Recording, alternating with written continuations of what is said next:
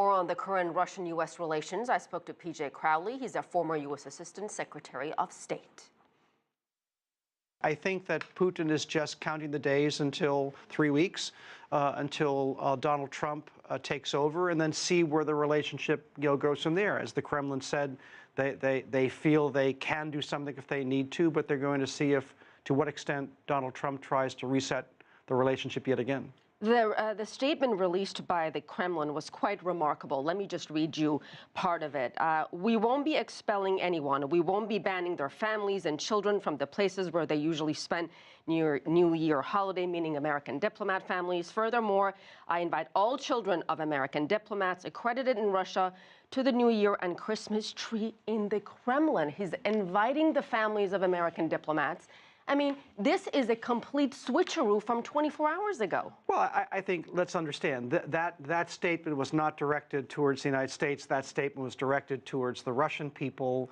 Putin wants to say, I'm the reasonable party here. We're being aggrieved yet again. He uses that sense of grievance to strengthen his political popularity at home. I mean, the Russian ambassador to the United Nations called it scandalous that the United States would close facilities here, send children home during the holiday season. As an American, I'd say, hey, it's scandalous for Russia to intervene in a U.S. election, and there need to be consequences. They say there's no evidence. They have denied doing any kind of cyber attack in U.S. elections. Having spent 30 years in government, I'll trust the judgment of our intelligence community if they see Russian fingerprints. Now, it is a question of how high up did this go, but these were not a bunch of hackers on their own. President-elect Trump had earlier dismissed the hacking claims as ridiculous, but late Thursday, he said he would meet with U.S. intelligence chiefs next week to be updated on the facts of the situation.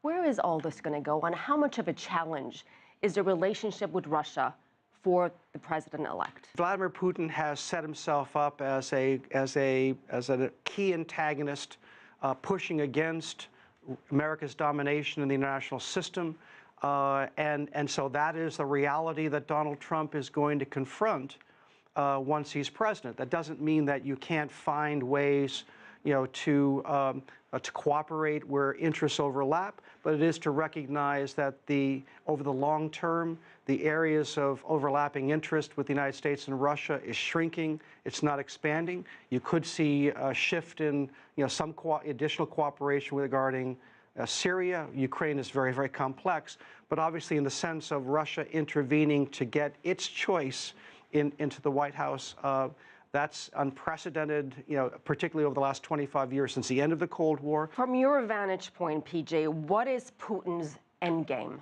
Putin is not a grand strategist. He is a brilliant tactician. I think he has seen opportunities here. He hated Hillary Clinton, and he has successfully done some things to try to help steer the election towards his preferred candidate, and on that he has been successful. But he uses a sense of grievance against the United States as a central element in his efforts to strengthen his bond with the Russian people, and that's going to be the reality for the Trump administration.